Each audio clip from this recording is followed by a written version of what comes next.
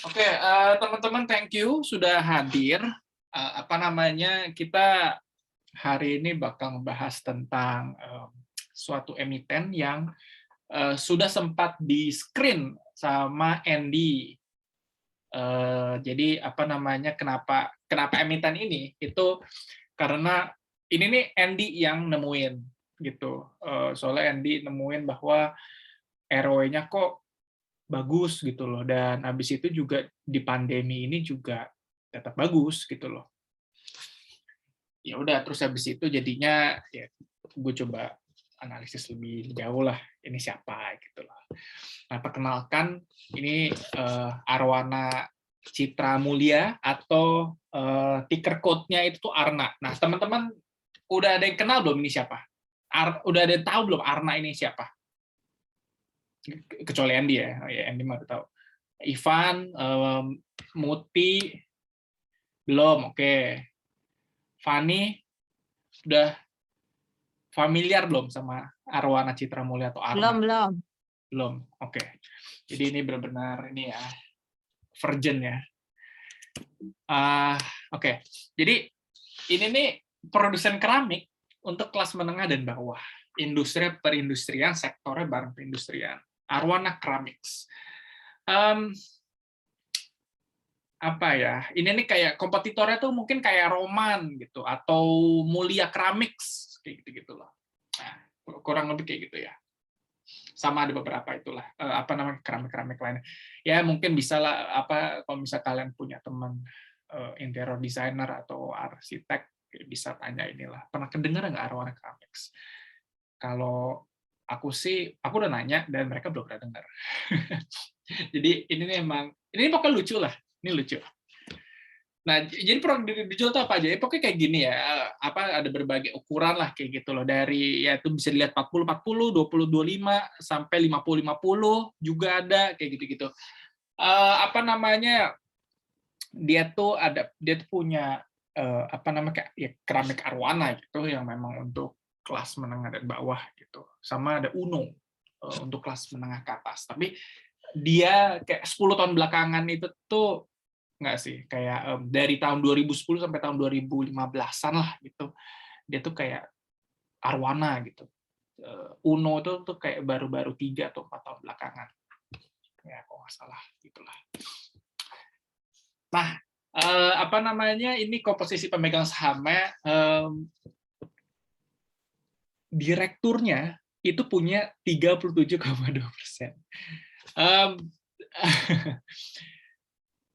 Teman-teman, menurut teman-teman bagus nggak kalau misalnya salah satu board of director-nya itu punya 37,2% kepemilikan di perusahaannya?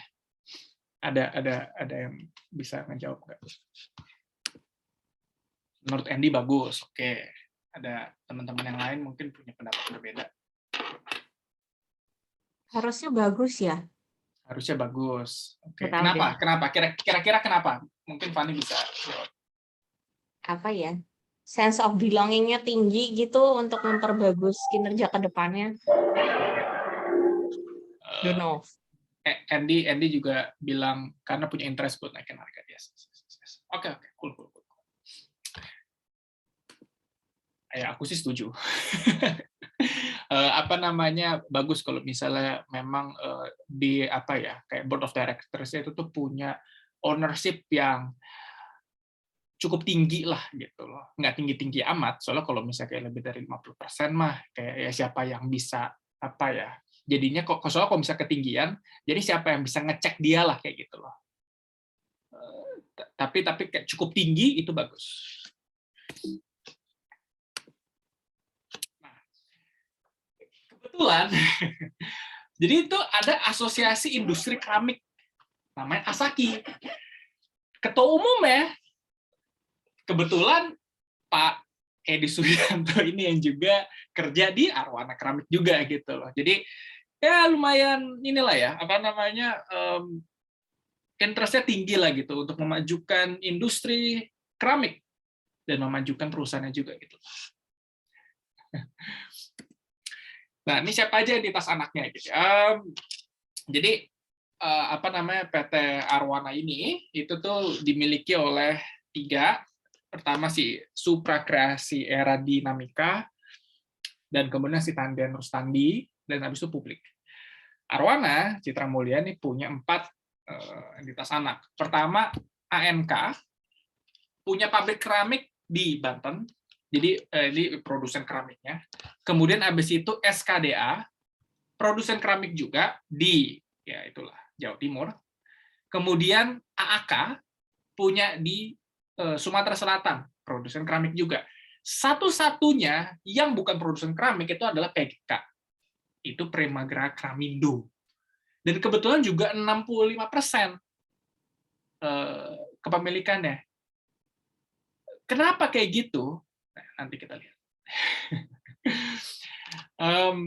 Oh ya, dan habis itu tuh juga aku tulis ya, kalau ini nih si PGK itu tuh ditunjuk lah sama bapaknya untuk menjadi distributor utama anak-anaknya gitu loh, sampai tanggal 31 Desember 2021. Nanti kita bakal inilah. Dan kalau si Supra Kreasi itu siapa? Apa ya? Apa namanya itu gue juga nggak nemuin. Udah gue googling juga tuh nggak nemuin. Oh, bukan TBK ya? Bukan TBK, tapi kayak most likely itu adalah kayak ya perusahaan yang memang dibentuk untuk memiliki si Arwana ini. Oh, oke. Gitu.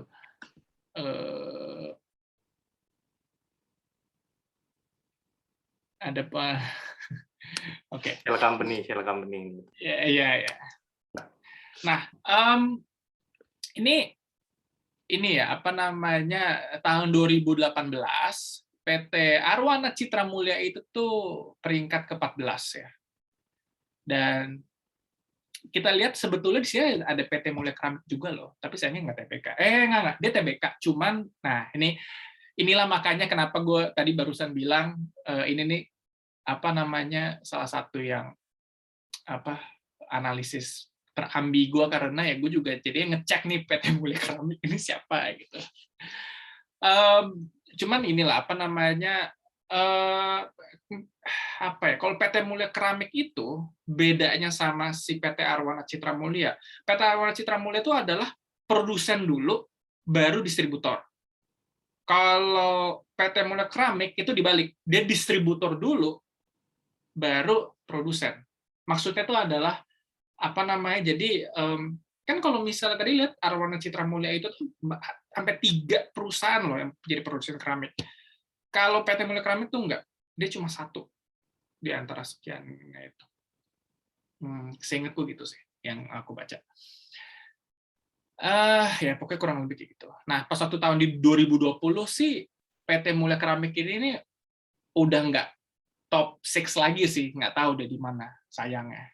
Dan itu tuh udah sempat gue coba cek ke ini nih tabel ini yang cuman tapi gue nggak dapet lah. Intinya kayak gitu. Yang mana ya udah. Nah, gue pakai kerangka ini untuk menganalisis dan gue ambil dari the 5 rules for successful stock investing. Guys, buang intelligent investor sekarang, baca ini aja. Karena apa namanya ini terbitan tahun 2004, jadi bahasa Inggrisnya bukan bahasa Inggris arkaik yang dipakai sama si Benjamin Graham. Dan kemudian habis itu ada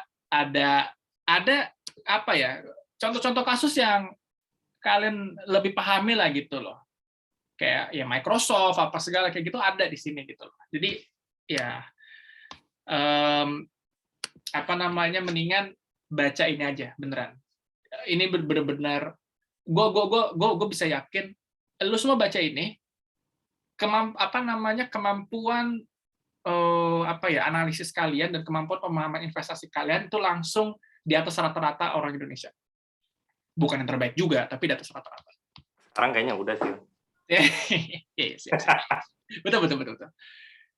Nah, jadi kurang lebih ada 8 pertanyaan inilah yang gue coba jawab gitu loh ketika gue apa namanya menganalisis si Arna ini ya. Pertama dari growth ya. Apa namanya, ini kita bisa lihat dari tahun 2000 10 ya, sales growth-nya itu tuh lempeng dan turun di satu tahun. I mean,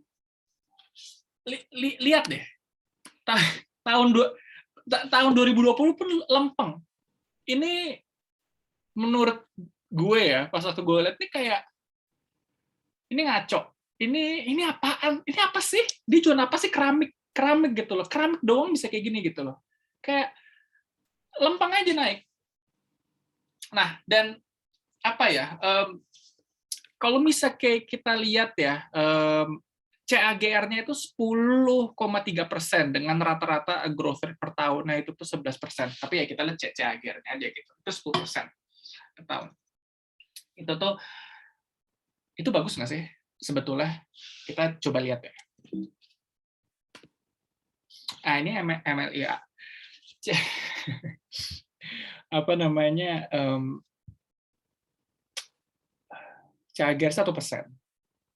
Dan kita bisa lihat bahwa apa namanya nggak oke deh kalau misalnya dia cuma turun tahun 2020, tapi dia udah mulai turun di tahun 2019 yang mana kayak ya ini apa ya, bukan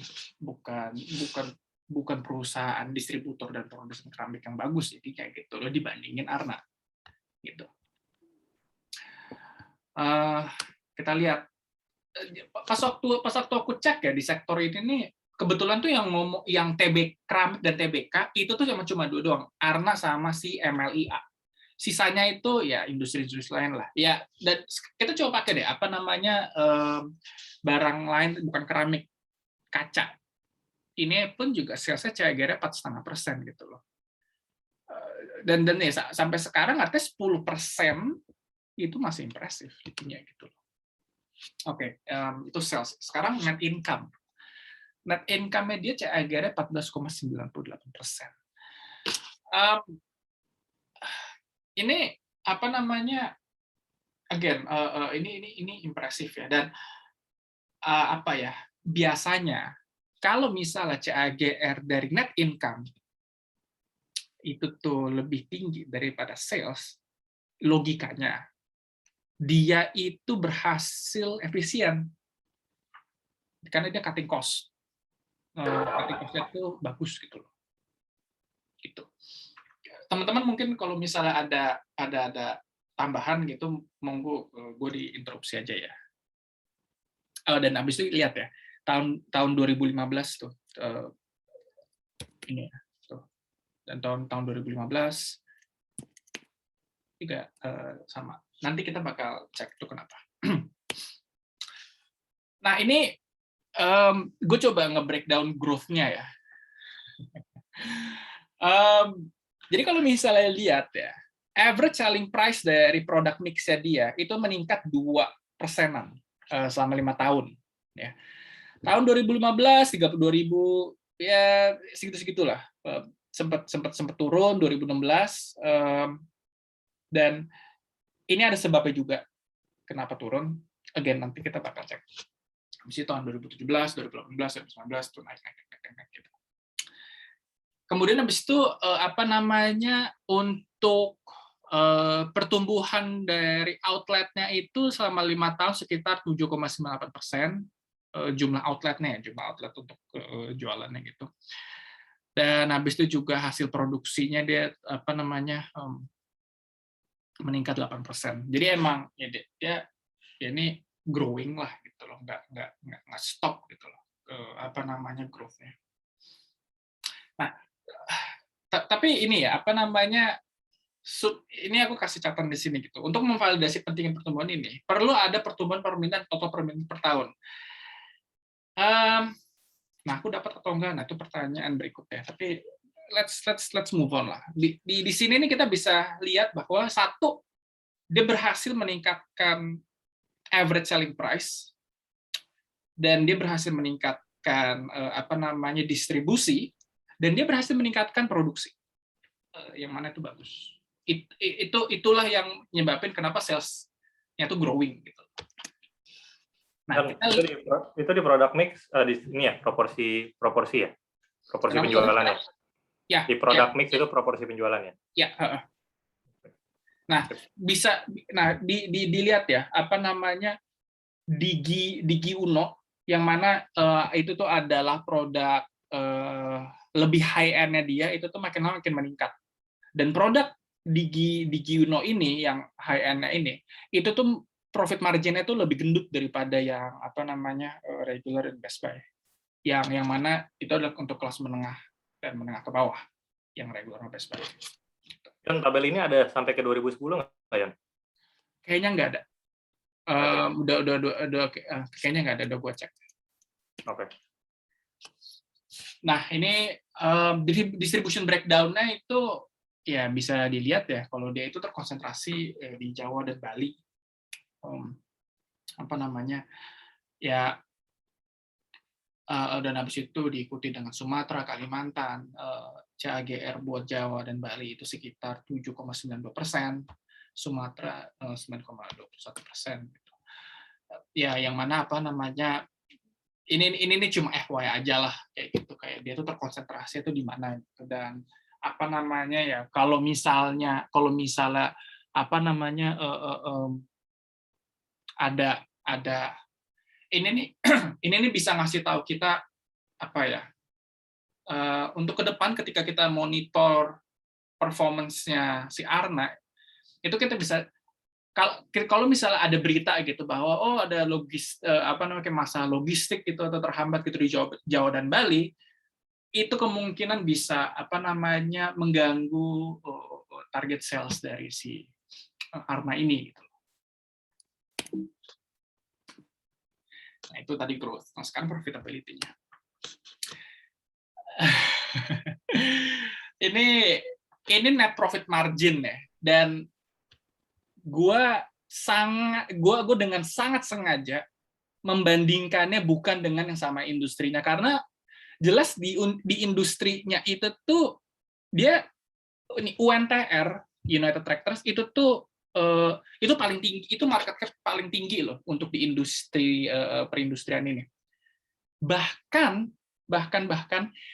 bisa sama net apa namanya profit marginnya itu kurang lebih sama. Apa nama untuk average sama, lihat aja average sama mediannya lah gitu, kurang lebih. Dan apa ya, bahkan ya net profit margin juga bisa lebih tinggi daripada ICBP gitu, yang mana industri consumer goods gitu loh. Jadi gila juga ya. Gila banget, memang heran gue, ini ini jualan keramik loh, guys. Ini nih kayak ada jinnya sih, tapi ya kayak gitu. Dan gue sengaja memang sama ICBP BBRI untuk ngasih tahu konteks bahwa segitu hebatnya apa namanya net profit margin mereka. Nah, terus gimana dengan OPM mereka ya? Nah, ini ya mungkin untuk teman-teman yang masih belum familiar bedanya apa gitu kan, kalau misalnya net profit margin itu kan udah banyak yang dikurangin ya, ada tax, ada interest, ada bla bla bla kayak gitu. OPM itu tuh yang benar-benar kayak bisnisnya mereka lah gitu loh, kayak apa udah dikurangin, cuma dikurangin dengan COGS dan beban-beban penjualan lainnya gitu loh, yang benar-benar ada sangkut pautnya sama bisnis mereka pure gitu. Nah, ini bisa dilihat bahkan lebih tinggi daripada ICBP. Dan again masih sama dengan United Tractors gitu loh. Yang mana market cap-nya itu tuh berkali-kali lipat lebih tinggi daripada Arna. Seimpresif itu. Efisien banget, exactly. Nah, terus habis itu kita coba cek apakah jadi punya economic mode atau enggak. Economic mode itu tuh bisa apa ya? Apakah dia punya economic mode atau enggak? Itu tuh bisa dicek di ROA sama ROE-nya. Ini pertama dari apa nama ROE-nya gitu loh. Bisa dilihat ya bahwa dia tuh paling rendah itu tuh di 7% dan 9% tahun 2015 dan 2016, yang mana ntar kita bakal ke sana. Tapi lihat rata-ratanya deh. Itu kayak apa namanya di atas 13%. bahkan bahkan sebetulnya kalau misal kita mau average semuanya itu 19%. Dan sebagai benchmark IISG itu tuh sekitar ngasih sekitar 12% sampai 15% lah per tahun gitu loh. Ini nih 19%. Gitu. Dan again ini keramik. Ini bukan perbankan, ini bukan consumer goods, ini keramik. The humble keramik. Nah, apakah ini bagus? Kita coba cek ya. Nah, ini aku coba cek ke standar industri ya. Jadi emang perindustrian gitu. Jadi sama United Tractor, sama ada Fox sama KBL itu produksi kabel listrik, sama CSAP distribusi bahan bangunan. Pokoknya emang inilah memang di sektornya yang sama. Gitu. Ya kita bisa lihat karena paling tinggi untuk di industri ini. Gitu. Itu impresif lah. Ya juga sama dengan ROA-nya ya. Nggak perlu dielaborate lebih panjang lah. John, remind Megan yang ROA sama ROE bukan dari definisinya ya, satu kan aset, satu ke equity, tapi menunjukkan apa yang mereka perbedaannya. Kalau ROE itu seberapa efisien si perusahaan itu dapat menghasilkan keuntungan dari modal. Sedangkan kalau misalnya ROA ya dari ininya kayak aset yang dimiliki gitu loh. Dari total aset yang dimiliki. Lo masih belum ini. Enggak, ya itu kan by definition, tapi by business insights bedanya apa gitu? Efisiennya itu kan sama-sama menunjukkan seberapa efisien dia memproduksikan berdasarkan aset dan berdasarkan equity gitu ya. Ya. Tapi bedanya apa secara business sense? Kayak gue bisa bilang karena karena si Arna ini kan banyak pabrik ya, yang mana pabrik-pabriknya itu tuh juga asetnya dia gitu. Ya jadi kayak bisa dibilang kayak dari pabrik-pabrik yang dia hasilkan lah, dari pabrik-pabrik yang dia miliki lah gitu. Ya berapa besar earnings yang bisa dihasilkan dari pabrik-pabrik yang dia miliki. Gitu. Kalau aset dibeli pakai hutang tuh nggak masuk ke equity kan ya? Kenapa hutang nggak masuk ke equity? Iya, berarti ROA besar itu kan berarti dia bisa beli tanpa never mind. Lanjut dulu deh. Oke. Nah, lalu habis itu dari ROE, ROA, nah habis kita ke free cash flow. Nah, ini teman-teman, jadi gue emang sadar bahwa kita tuh kayak beberapa bulan lalu ya, ketika sebelum gue hiatus juga lah, itu tuh kita tuh jarang ngomongin tentang cash flow statement. Ini nih mau refreshing teman-teman aja sih, bahwa perusahaan bisa profit tapi belum tentu dia punya duit, kurang lebih kayak gitu. Dan the true sign of healthy financial performance itu adalah apakah dia punya duit atau tidak. Nah, dan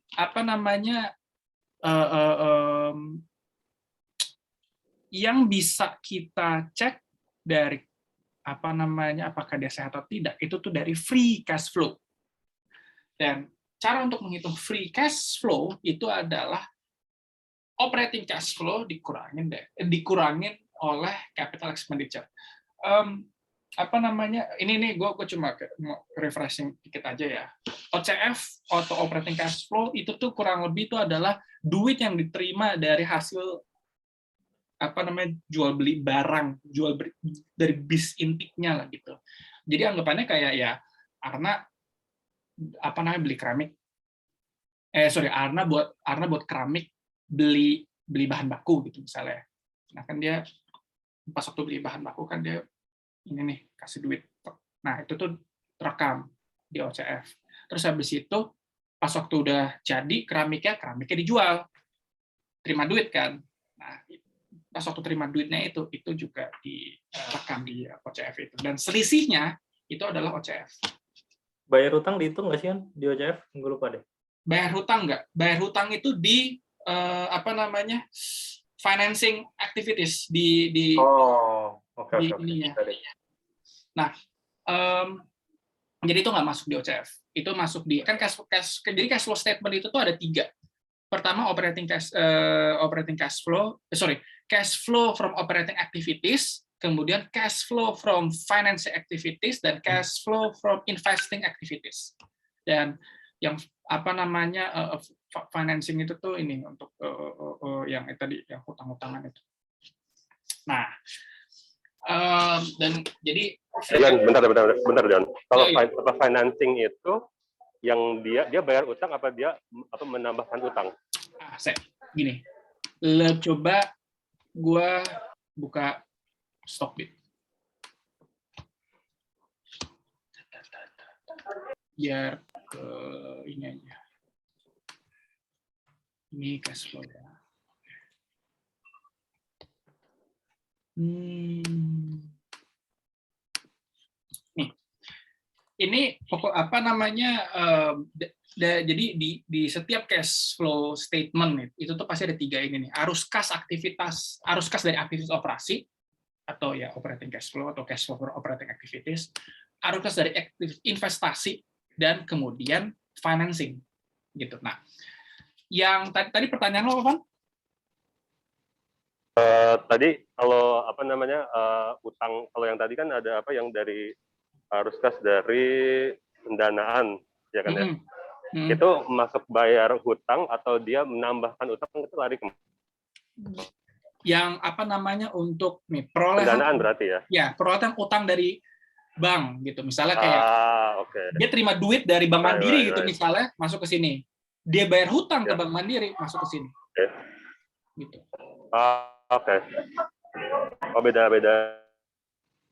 Jadi makanya yang aktivitas operasi itu benar-benar bisnis intinya dia. Penerimaan kas dari pelanggan, artinya kan habis jual keramik dia terima duit. Nah, di situ. Pembayaran kas kepada pemasok. Nah, tadi dia beli bahan baku, dia bayar, masuk ke sini. Kayak gitu. Oh, beban bunga masuk tuh ya? Beban bunga masuk di operating. Bunganya ya, bukan cicilannya ya. Ini tapi ini gue nggak tahu sih ini kayak beban bunga tuh beban bunga dari mana, gue juga masih belum tahu. Oh iya. Nah, kurang lebih kayak gitu. Balik lagi ke sini ya. Oke. Nah, jadi ya OCF itu uang yang diterima dari berbisnis. Capex atau capital expenditure itu belanja modal untuk merawat aset atau ekspansi. Ini harusnya gue kasih lihat. Capex itu tuh yang ini. Ini. Perolehan hasil tetap. Ini nih. Yang di sini. Jadi ya apapun yang bersifat untuk kayak ya akuisisi, ya beli mesin lah misalnya, atau merawat pabrik lah misalnya kayak gitu, itu tuh di Capex ini. Dan sebetulnya udah ada juga, udah dihitungin juga sih sama Stockbit, jadi ini very very convenient gitu. Oke. Lanjut. Jadi OCF tadi dikurangin sama Capex. Hasil ya, yaitu adalah free cash flow. Dan kenapa free cash flow ini begitu penting? Karena jumlah dari free cash flow inilah yang bisa shareholder ambil atau perusahaan ambil dan tidak mengganggu bisnis mereka. Kayak gitu. Jadi kayak benar-benar surplusnya lah gitu. Dan FCF itu tuh kegunaannya ada 2. Tiga. Antara bayar hutang atau bayar dividen, atau jadi saldo laba ditahan yang kemudian nambah aset. That's why Warren Buffett itu apa ya, bilang esensial itu kayak nilai dari perusahaan atau ketika kita ingin mencari intrinsic valuation itu tuh adalah semua future free cash flow di present value kan ke sekarang gitu. Karena memang ya bisnis maksudnya apa namanya di dalam perspektif shareholder, bisnis itu bernilai kalau dia menghasilkan free cash flow. So kalau misalnya enggak ya si shareholder dapat apa gitu. Ya, free cash flow itu bisa dari dividen. Demikian. Ini apa namanya kayak untuk kita lihat annual comparison-nya ya. Apa namanya yang bisa dilihat bahkan CSAP sama Fox itu nggak bisa gue hitungin CAGR ya, karena ya yang satu CSAP 2010 minus, sedangkan kalau Fox 2020 jadi minus gitu loh. Dan kalau misalnya kita lihat MLIA yang benar-benar distributor keramik, yaitu dari 221 ke 221 ke 233, yang mana kayak ya saya kira 0,53%. Nah kalau misal untuk apa namanya kalau misal KB emang lebih superior KBL sih, cuman ya apa namanya ini nggak gue lihat lagi lah kenapa bisa kayak gitu, karena toh KBL jualan apa ya? Kabel listrik. Tadi kan kita juga udah lihat KBLI kabel listrik gitu ya. Yeah. Dan kita kan tadi juga udah lihat ya net income growth sama sales growth KBL kan juga inferior dibandingin Arna gitu. Jadi gue kayak nggak ambil pusing gitu loh.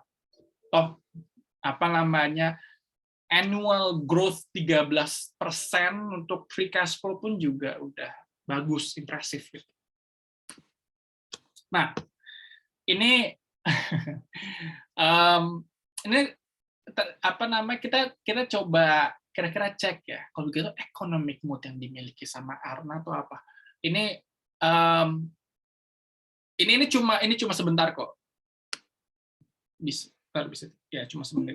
The Morningstar Economic Moat Rating represents a company's sustainable competitive advantage. A company with an economic moat can fend off competition and earn high returns on capital for many years to come. Morningstar has identified 5 sources of moat. Switching costs are those obstacles which keep customers from changing between one product and another. The network effect occurs when the value of a good or service increases for both new and existing users as more people use that good or service. Intangible assets are things such as patents, government licenses, and brand identity that keep competitors at bay. A company with a cost advantage can produce goods or services at a lower cost, allowing them to undercut their competitors or achieve higher profitability. Efficient scale benefits companies operating in a market that only supports one or a few competitors, limiting rivalry. A company whose competitive advantages we expect to last more than 20 years has a wide moat. One that can fend off their rivals for 10 years has a narrow moat, while a firm with either no advantage or one that we think will quickly dissipate has no moat.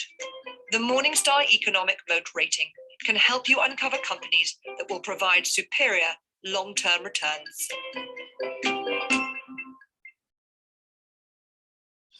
Ya, jadi apa namanya economic moat itu kan ini ya apa namanya dipopulerkan lah gitu konsep tersebut tuh sama si Warren Buffett ya. Dan tapi sayangnya Buffett tuh nggak pernah menjelaskan frameworknya lah, dan ya si Morningstar ini yang mana tadi apa namanya ya Pat Dorsey tadi lah gitu itu mencoba untuk breakdown economic mood-nya atau apa, dan ya ini menurutku ya economic mood Arna itu tuh adalah dari cost advantage gitu, gimana dia bisa apa namanya dia bisa efisien dalam memproduksi apa namanya keramik-keramiknya gitu, dan ya jadinya dia bisa apa namanya menikmati profit margin yang tebal. Kurang lebih gitu. The morning. Oke. Nah, sekarang kita coba lihat financial health ya. Karena gini, seperti yang apa namanya teman-teman tahu, ROE tinggi itu apa namanya belum tentu bagus lah, bisa dibilang gitu loh. Karena bisa jadi kalau misalnya ROE tinggi itu bisa jadi ya karena debt-nya yang tinggi gitu loh, bukan karena memang modal yang tinggi. Dan ini kalau misal dilihat ya, Arna itu surprisingly dia nggak ada long term debt, atau kayak ya, atau nggak kayak rata-rata kayak di bawah kayak rata-rata di bawah 0,1 kayak dan dari mereka pun juga berangsur-angsur nurun gitu. Ini merupakan apa ya, sehat lah gitu. Jujur tapi jujur ya, terlalu ini kayak terlalu aman gitu loh. Maksudnya kayak buat gue perusahaan yang apa namanya kayak hampir nggak punya hutang kayak gini nih, kayak bro, lu artinya you're missing the opportunity gitu loh untuk bisa compounding lebih banyak lagi gitu loh. That's it gitu loh. Tapi apakah ini amat sangat aman, super aman, dan kayak dan dengan hutang kayak gini aja ya. Ini nih meskipun ini tinggi ya, tapi kayak come on, itu tuh di bawah 0,5. Dengan komposisi yang kayak gini, itu dia udah bisa mencetak ROE yang impresif gitu loh. Apalagi kalau misalnya dia ya ditingkatin apa namanya jumlah hutangnya gitu.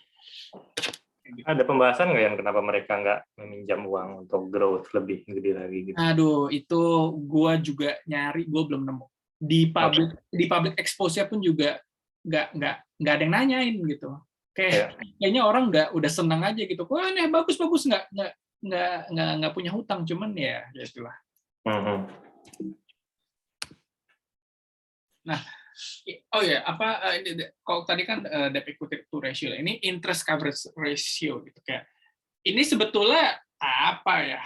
Ya dibilang penting nggak penting lah, ini nih kayak cuma pengen tahu aja, ini sebetulnya nggak. Jadi ratio ini nih cuma pengen ngasih tahu kalau dia dibandingin sama perusahaan lain lebih sehat mana, that's it, gitu. Dan apa namanya, jadi interest coverage ratio itu kayak berapa kali perusahaan sanggup membayar bunga hutang dari laba sebelum pajak atau ya earning before interest, EBIT gitu.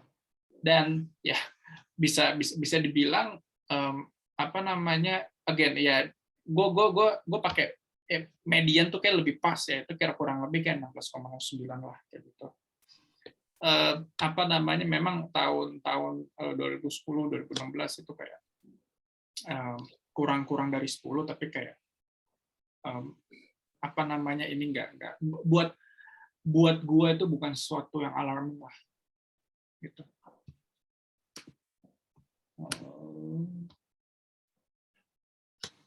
Preference owner atau slow demand growth. Ya, ini tadi nanya tentang yang ini ya, jumlah hutang kenapa dia rendah banget ya. Itu dia. Gue pun juga masih belum tahu kenapa mereka memutuskan untuk seperti itu. Apparently nggak ada yang nanya. Ya, ini quick ratio, ya bisa dibilang ini adalah salah satu rasio kesukaan gue. Apa namanya, ini menceritakan apa namanya ya, tanpa inventory dan hanya berbekal kas, marketable securities, dan piutang usaha, berapa kali perusahaan dapat melunasi kewajiban jangka pendeknya gitu, apabila mereka bangkrut. Dan bisa ya itu udah lebih dari 1 yang mana udah oke gitu. Yang mana current ratio-nya pasti lebih tinggi lagi gitu. Karena itu kan udah plus sama inventory gitu. Tapi quick ratio aja itu udah lebih dari 1 dan itu cukup. Nah, risk and bear case, bear case ya. Ini yang apa namanya kayaknya belum pernah kita lakukan ya pas waktu analisis sebelum-sebelumnya. Kita sekarang coba cek gitu loh. Kenapa by the way tahun 2015 ya. Di grafiknya aja dia turun tahun 2016 tapi sebetulnya tahun 2015. Jadi kebetulan ada yang nanya juga tapi di public expose tahun 2021 gitu. Dan jawabannya itu adalah pertumbuhan ekonomi yang rendah dan serapan anggaran belanja negara yang rendah. By the way, Rudi Suyanto ini CFO dari Atma ya. Yang mana sebetulnya nggak terlalu menjawab sih. Gua kurang puas lah dengan jawaban seperti itu gitu. Jadi ya kita coba cek lagi ya. Jadi ya ini cukup dengan googling aja ya. Apa namanya? Pertama, ternyata ada kenaikan harga gas sebesar 50%. Dan apa namanya pemberitahuan yang telat, maksud pemberitahuan telat itu adalah dari PGN ya, PGN dan Pertagas, pokoknya siapapun yang ngejualinnya lah. Itu mengakibatkan produsen-produsen keramik ini susah gitu loh untuk adjusting harga jual, karena kan ya ngomong ini ya kayak ini kan pabrik keramik gitu, yang mana kan kayak pasti kontraknya tuh yang udah kayak bulanan gitu, kayak oke, bukan bulan depan tuh 2 bulan depan gitu, tapi oke 6 bulan lagi lu jual keramik harga segini kan kayak gitu ya. Dan sedangkan ya ini telat gitu loh, apa namanya ada adjusting kenaikan harga gitu. Implikasinya apa? Kenaikan biaya produksi sebesar 15%. Mengapa? Karena struktur biaya dari produksi keramik itu 30-40% itu tuh udah dari gas. By the way, ini apa namanya gue untuk bisa produce insight ini nih kayak beberapa jam gue nyarinya sebel banget. Ya tapi itulah. Nah, kita lihat ya. Ini dari Public Expose 2021. Kongruen ya, ucapan Ketua ASAKE tahun 2015 bahwa memang sekitar 30-40% itu adalah energi, yang mana gas dan listrik sih sebetulnya. Tapi ya, itulah. 2015 itu mencapai 43%, paling tinggi selama 10 tahun. Tapi gue sayangnya tuh nggak bisa kayak 43% tuh kayak ada apa aja sih gitu, sayang gue nggak bisa. Cuman ya kayak gitu. Ini bisa informasi ini bisa kalian dapetin di Public Expose. Ya, Detektif Dion, betul. Ini pas perubahan komposisinya nggak segitu gede ya, maksudnya dengan naik 50% cuma naik 1% gitu dari 2014 ke 2015. Yes, betul. Itu pun yang juga gue kayak ya tapi ya tetap paling tinggi sih, ya udahlah. 40% di 2014, 2015, 2016, ya udah. Oke gitu. Tapi nggak menjustify turunnya yang segitu dropnya nggak sih? Kayak cuma naik 1%? Kayaknya tuh jadi gue tuh kayak sempat baca juga gitu ya, bahwa memang ada di sisi Ketua ASAKI ini emang bilang kalau misalnya kayak kenaikan berapa persennya itu tuh bisa kayak ngebuat net profit margin-nya tuh kayak turun kayak berapa persen gitu, yang mana lebih banyak. Cuman tapi itu nggak gue ambil karena kayak ya udahlah, yang penting pokoknya ya gue udah dapat tahun 2015 tuh ada kenaikan biaya harga gas gitu. Nah, lanjut ya. Nah, terus habis itu gue mencoba kayak bandingkan gitu ya COGS. Ini kalau misalnya dilihat ya, itu memang tahun 2005 COGS atau total beban pokok penjualannya itu memang yang tinggi itu sampai ya 75% ke atas lah kayak gitu. Itu tuh semua udah COGS. Dan 2016 malah lebih tinggi lagi gitu. Ini gue kayak jujur kayak belum tahu kenapa, tapi ya setidaknya itu memang ada andil lah gitu loh dalam biaya energi yang meningkat gitu. Sampai sinilah gitu kayak hasil dari cari-carinya. Padahal ke tahun 2016 kebijakan harga gasnya itu kebijakan dari pemerintah gitu untuk menurunkan harga gas itu berlaku. Jadi memang sebetulnya harusnya sih harga gasnya sih menurun gitu loh. Dengan inilah dengan ya ini nih ketentuannya gitu loh. Kalau misalnya harga jual gas itu sekitar 6 sampai 8 MMBTU, maka itu bakal dikurangin 1 MMBTU gitu loh. Cuman kalau misalnya di atas 8, maka dikurangin 1 sampai 2 MMBTU. Kurang lebih kayak gitu. Jadi ya, makanya judul artikel pemerintah berkorban gitu loh. Karena memotong pendapatan negara.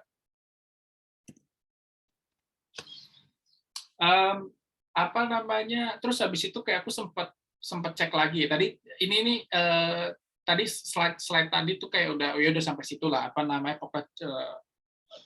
perihal COGS-nya mereka lah gitu. Intinya dari yang sudah aku tangkap lah itu bahwa memang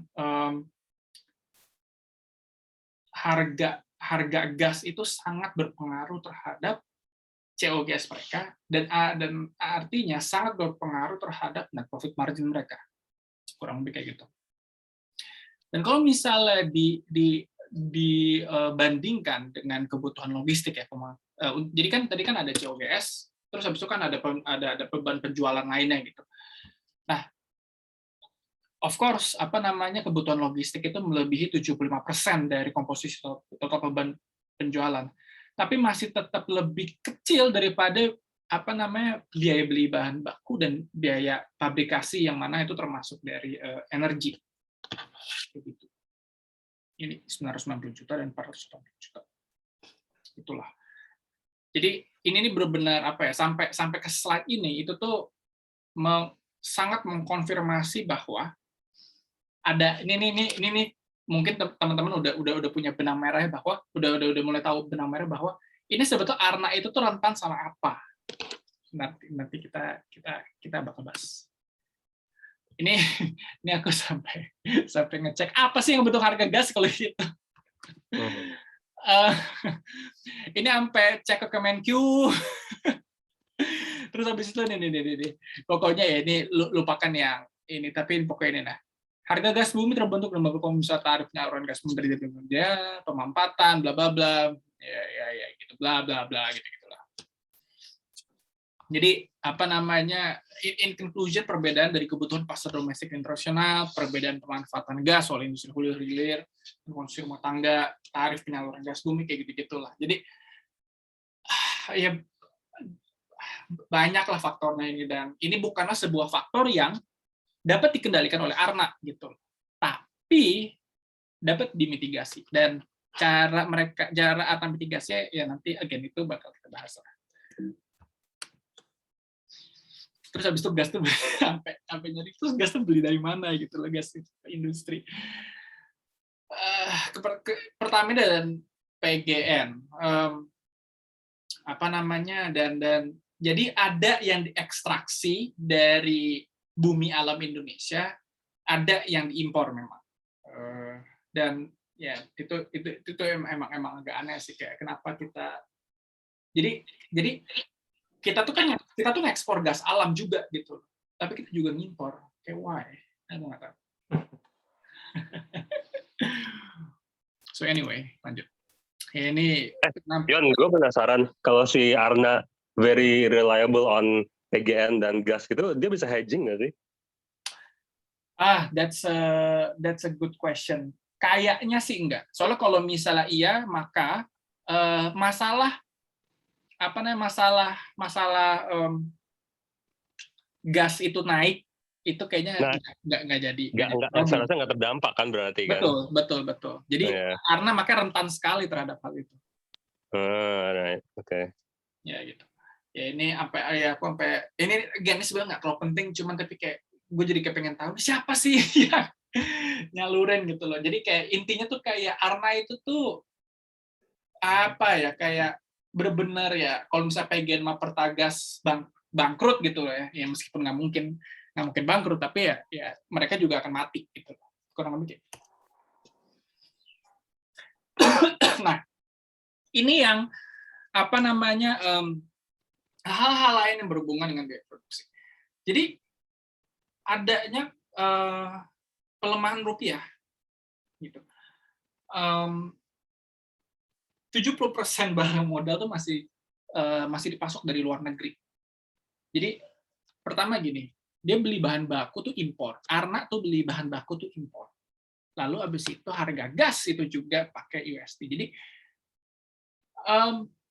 ini jadi benang merah. Ini udah kelihatan benang merah. Nggak cuma harga gas aja, tapi sebetulnya pelemahan rupiah. Begitu rupiah melemah, langsung bahan bakunya mahal, kemudian habis itu harga gas juga mahal. Yang mana harga gas itu bisa dibilang kayak sekitar berapa? 70% atau 60-70% dari CO gas, bahan baku itu sekitar 20-30% dari CO gas. Ya, jadi gitulah. Ini clipping koran namanya di mana Kak Dion. Nah, luar biasa ya. Asaki. Kamu cek Asaki. Googling aja Asaki. Asaki itu ada asosiasi industri keramik Indonesia lah. Pokoknya data-data kayak gini itu tuh enaknya tuh kalau misalnya ada asosiasinya gitu loh. Nah, cari ke sana. Siap, thank you Kak Dion. Data-data industri. Gitu. Kalau misalnya ternyata nggak punya asosiasinya, ya itu yang PR. Oke. Nah, jadi gini ya, mau ngasih tahu. Jadi pas waktu tahun 2015-2016 itu tuh biaya produksinya meningkat karena ya pelemahan rupiah. Tapi itu juga ditambah dengan demand lokal itu tuh menurun. Pertama untuk yang demand global ya. Jadi sebetulnya tuh industri keramik Indonesia itu tuh tadi kayak udah gue tulis. Cuma sekitar kurang dari 20% lah diekspor. Kurang dari 20% diekspor.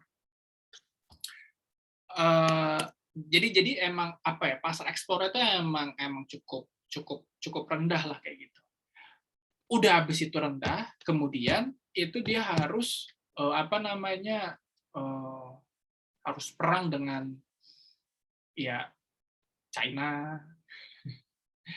kayak di Vietnam, India juga sebetulnya di pasar ASEAN kayak gitu.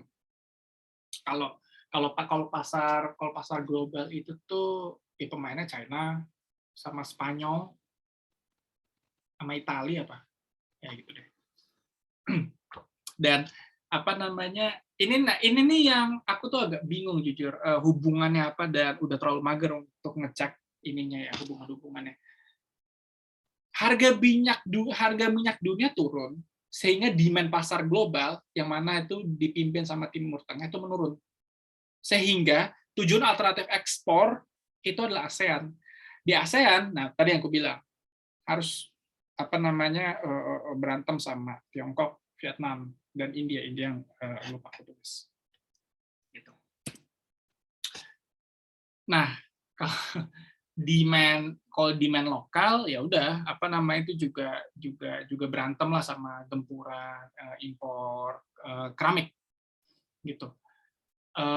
Dan sempat itu mengakibatkan oversupply dari China, India dan Vietnam gitu. Ini juga diperparah dengan apa namanya demand properti menurun lah gitu. Dari tahun-tahun sebelumnya. Jadi memang 2015-2016 itu tuh banyak apa namanya faktornya tuh banyak dan kayak apa ya terakumulasi lah gitu. Pertama emang dari pelemahan rupiah, kemudian habis itu dari sisi apa namanya demand ekspor menurun, demand lokal juga menurun karena ada gempuran impor yang bisa lebih murah, kayak gitu. Nah, terus piye gitu loh, apa namanya ini ada gempuran dari impor keramik dari China gitu, terus piye. Nah, pemerintah lewat PMK ya sekian, kemudian habis itu kayak mengimplementasikan safeguard, jadi dikasih besaran tarif lah kayak gitu. Tapi ini dibuat untuk China. Karena waktu itu China itu tuh sekitar impor keramik Indonesia 90% tuh dari China. Jadi makanya habis itu ini nih mostly itu untuk China. Dan Vietnam lah juga India itu apa namanya kayak dibiarin aja karena ya cuma segitulah. Cuman pada tahun 2020 China berhasil jadi 70%. Ya oke lah, apa namanya enggak apa namanya cukup berhasil. Cuman sayangnya negara-negara lain yang naik, salah satu India jadi 20% karena safeguard-nya nggak berlaku. Dan saat ini apa namanya si Asakinya ini sedang berjuang untuk ya minta pemerintah untuk apa namanya mempertimbangkan untuk masukin India, Vietnam buat dikenain safeguard ini gitu.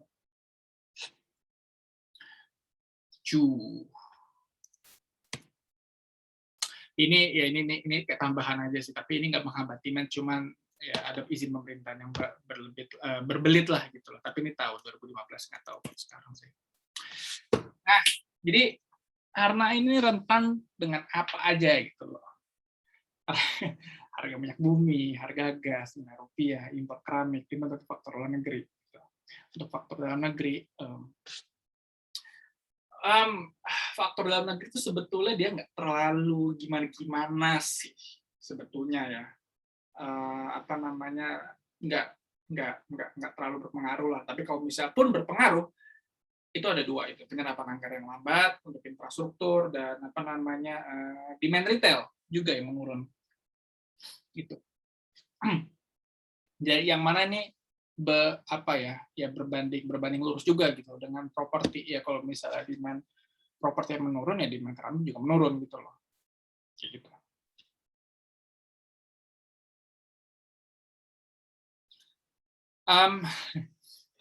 Jadi itu kurang lebih itulah ya apa namanya kayak bear case-nya si Arna lah kayak gitu. Jadi kalau misalnya apa namanya rupiah kita melemah, itu sudah pasti akan berpengaruh ke Arna. That's it, kayak gitu aja. Ini aku dapat ya sebetulnya apa namanya kayak consumption per kapita untuk si ubin ini gitu. Cuman aku jujur juga udah mager sih kayak apa namanya kayak pengen ngecek ceiling pengen ngecek gap antara total produksi keramik Indonesia saat ini dengan apa namanya dengan Arna jarak antara produksinya Arna dengan si ya consumption per kapitanya ini gitu loh. Karena ini kan kayak harus dikali dan total populasinya gitu. Gue kayak udah mager untuk cek. Oh, nah ini pengen.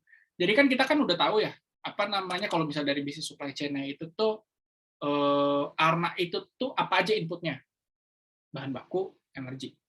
Ya. Energinya tadi udah dapat dari mana? Gas, listrik, dan habis itu juga yang mempengaruhi itu adalah rupiah. Lalu habis itu bahan baku. Nah, bahan bakunya ini memang dia ini nih tulisnya tuh ya memang di annual report sama public expose bahwa emang masih impor dan impornya itu tuh dari Vietnam gitu. Tapi untungnya udah dibilang sih bahwa ke depannya itu tuh si Arna-nya itu tuh mau mengurangi impor bahan baku, yang mana itu ya bagus. Itu adalah salah satu dan itulah salah satu cara Arna untuk memitigasi ancaman pelemahan rupiah. Itu. Dan ada satu lagi, tapi itu nanti. Nah, ini ini mau ngasih tahu aja. Tadi kita udah dapat itu subsidi itu habis itu kan kita perlu tahu lah kayak ini Arna ini jual keramik ini ke siapa gitu. Nah, ini bayarnya ini semua gitu. Adalah di revenue breakdown-nya itu. CSAP berkontribusi sekitar 70% dari total penjualan Arna. Terus lucunya adalah ini masuk ke transaksi pihak berelasi loh. Aneh ya.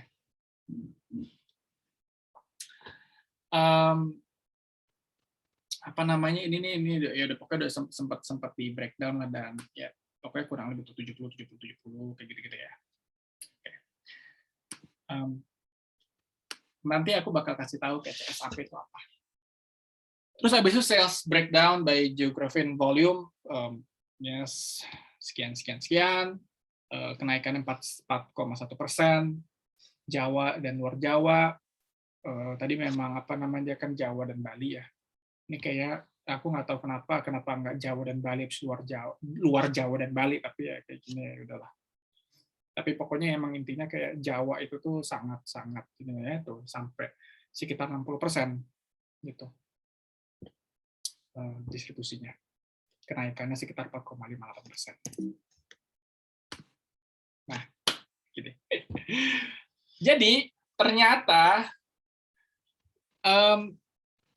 masih ingat kan ya apa namanya kalau Arna itu tuh punya 4 anak perusahaan, salah satunya tuh ada PGK atau Prima Gramindo, yang mana kepemilikannya cuma 65%. Nah, sisanya ternyata dipegang sama Pendeta Budianto Totong.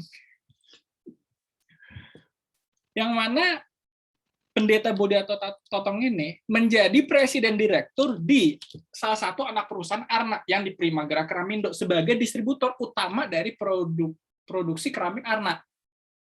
Kebetulan Budianto Totong itu juga presiden direktur dari CSAP. Catur Santosa di Prana ini. Gitu.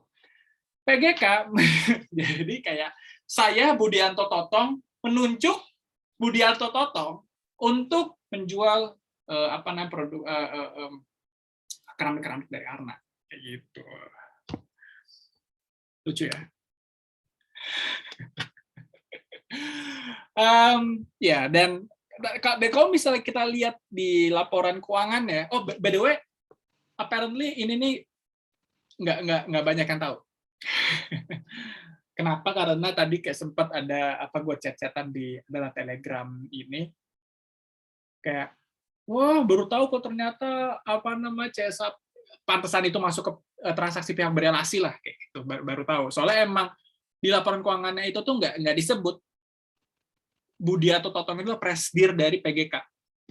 Kenapa gue bisa tahu? Kenapa gue punya dugaan bahwa Budianto Totong itu tuh adalah ada nama yang perlu gue cari, itu adalah ketika PGK itu sempat berhutang ke bank, ke BCA Finance atau BCA, dan aset yang ditangguhkan atau aset yang dijaminkan itu under Budianto Totong gitu. Jadi ya googling tersetara gitu, kayak ini kayak meme Spider-Man gitu loh. Ya. Kalau misalnya kita lihat di laporan keuangannya itu, kontrak PGK itu cuma sampai tanggal 31 Desember 2021. Jadi kalau misal ya sebetulnya ini bisa punya kemungkinan bahwa udah tahun 2022 bingung si Arna itu ngejual keramik ke siapa. Bisa jadi langsung drop. Bisa jadi. Tapi kita lihat nanti lah. Kalau conviction-nya gue itu most unlikely lah going to happen. Karena itu dia. PGK adalah anak perusahaannya Arna yang presidirnya itu Budianto Totong, yang Budianto Totong juga adalah presidir CSAP. Jadi kayak most likely bakal di renew lah kontraknya kayak gitu. Demikian.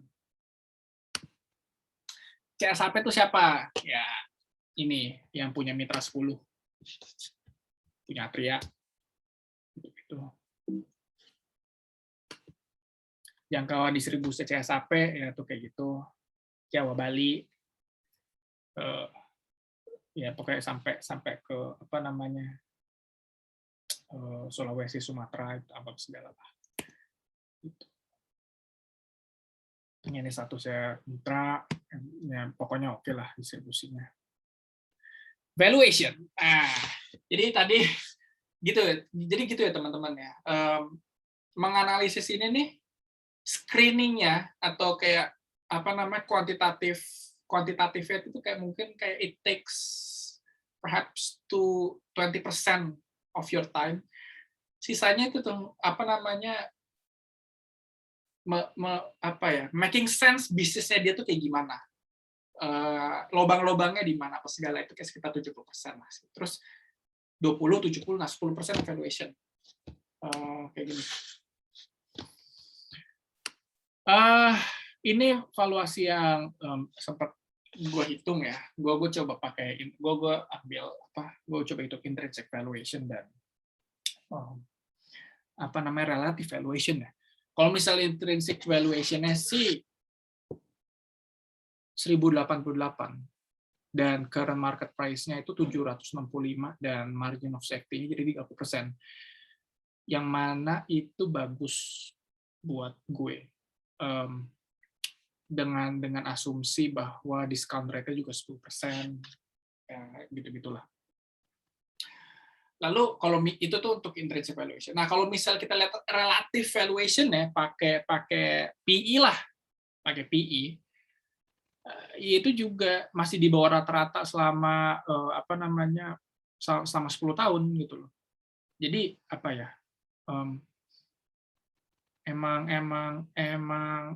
emang masih murah. Ini nih yang ungu ini ya, ungu current PE ratio, ungu yang masih murah kalau standar 10 tahun belakang. Gitu. Jadi dari relative valuation murah, intrinsic valuation murah, buat gue ini bisa dieksekusi untuk buy. Buat gue, gitu. Nah, kekurangan dari analisis ini apaan aja? Gue belum bisa ngebuktiin manajemen Arna itu baik atau buruk gitu loh. Maksudnya punya integritas atau enggak? Kayak ya satu, gue emang belum nemuin bukti bahwa mereka buruk, tapi gue juga belum nemuin bahwa mereka itu memiliki integritas yang baik gitu. Nah itu tuh satu. Kedua, gue kebayang sebetulnya bisnis supply chain itu kayak gimana. Pertama, tanah liat, tapi gue belum tahu tanah liat dari mana.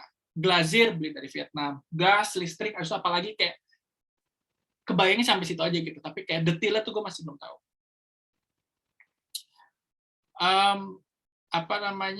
Ya inilah distribusi. Kalau saya CSA PSB 70% khusus Indonesia, 30% di luar sendiri. Jadi sampai situ aja gitu loh, gue kebayangnya gitu loh. Tapi kayak detailnya tuh gue kayak masih belum. Itu kedua. Kekurangan ketiga, potensialnya sampai di mana persisnya, ini gue masih belum dapat gitu loh. Gue tuh masih belum tahu pangsa pasar Arna itu gimana. Di lokal justru dibandingin sama China, gue masih belum ada kayak tabelnya gitu, belum itulah. Cuman kedepannya Arna itu tuh akan fokus menambah lini produk yang high gross margin yang di Ji-Uno itu gitu, yang emang untuk menengah ke atas, karena dia untuk yang menengah ke bawah dia udah oke. Nah sekarang dia ingin mempertebal ini, dan inilah langkah kedua Arna untuk memitigasi fluktuasi dari rupiah, yaitu adalah dengan memproduksi lebih banyak dan memperkenalkan high gross margin products, sehingga melindungi profit margin mereka. Ya ini juga sama ya lah, sekap kompetisi Arna gue belum kenal terus, juga sama dengan pangsa pasarnya juga gitu. Yang gue tahu cuma ya ada pemain dari China, India, Vietnam, di lokal juga ada Mulia dan Roman, tapi kayak posisinya ini sebetulnya dari keterbatasan pengetahuan gue aja sih. Jadi kita sebaiknya berinvestasi ke perusahaan yang yielding compounding returns lah, kayak gitu. Maksudnya itu adalah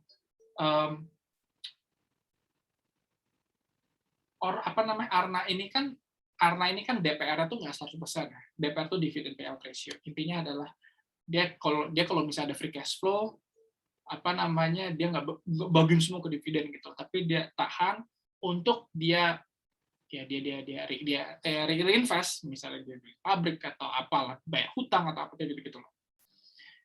Nah, ini harusnya itu tuh gue bisa ngebandinginnya itu tuh dengan CAGR book value dan CAGR earning per share-nya gitu selama 5 dan 10 tahun. Cuman jujur gue belum terlalu ngerti gimana caranya, jadi nggak gue lakukan lah kayak gitu.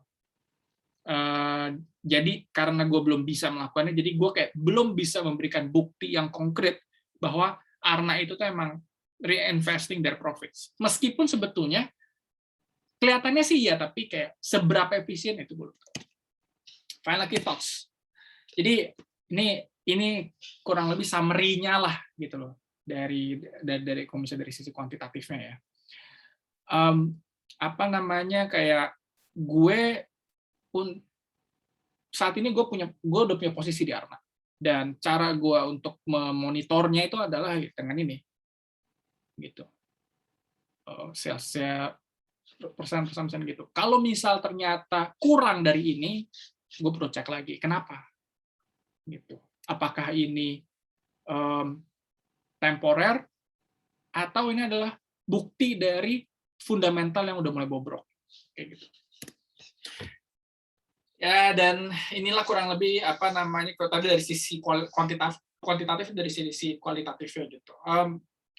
Pasar domestik masih luas untuk high end products ya, high end products Arna gitu.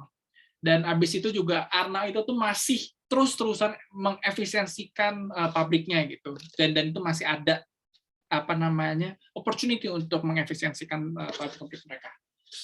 Lalu pasar internasional pun juga masih belum tersentuh gitu loh, bisa dibilang kayak ekspornya kayak masih under 20% juga gitu, kayak masih bisa ditingkatkan gitu.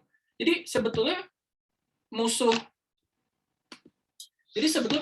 utama Arna saat ini tuh bukan sales yang menurun karena demand yang menurun. Demand-nya itu tuh most likely akan meningkat, tapi justru malah biaya produksi yang akan membengkak yang mengancam profit margin mereka. Begitu. 2. Oke, demikian. Kelar. Terima kasih banyak. Ya Allah tuh 1,5 jam ya. Ya udah. Ada pertanyaan? Mantap, Yon. Thank you. Luar biasa. Nah, ini gue berharap minimal kayak gitulah kita ke depannya kalau misalnya mau analisis emiten. Terus spend waktu berapa lama ya di total? Gua ini kan kurang lebih 1 bulan, tapi 1 bulan tuh kayak setiap minggu tuh gue kayak taruh berapa ya, 1, 2, 3, 4, mungkin setiap minggu kayaknya 6 sampai 10 jam mungkin. 10 jam ya. 6 sampai 10 jam. Ya 6 sampai 10 jam lah. Setiap minggu gitu. Jadi emang kayak per hari kok diselipkan kayak mungkin sejam, mungkin 2 ya kayak gitu. Gitu. Dan emang yang paling lamanya itu bagian making sense the business nature. Dan semakin kita ngerti itu, semakin ya kalau misalnya ternyata tiba-tiba harga turun gitu, ya kita bisa kayak kenapa nih harga turun? Ternyata cuma sentimen, ya bisa sombong gitu loh jadinya. Itulah apa namanya itu ya teman-teman semua. Apa namanya ya ini sih gue sih berpikir kayaknya 1 bulan sekali buat gue untuk analisis emiten cukup ini kok, cukup pace yang cukup bagus buat gue. Gitu, nggak terlalu. Bulan depan apa? Gue kan next mau mark. Next. Di lu apa coba yang Hill yang di ya? Siapa gua maksudnya? Iya. Lu Boleh. Coba Hill. Nah, ya, ini teman-teman beli buku itu dulu. Terus habis itu baca, dan itu beneran bisa menggunakan framework itu sebagai minimum framework analisis itu udah cukup banget kok. Itu. Tadi bukunya apa Kak Dion? Aku terlewat. The 5 Rules of Successful Stock Investing karya Pat Dorsey. Oke.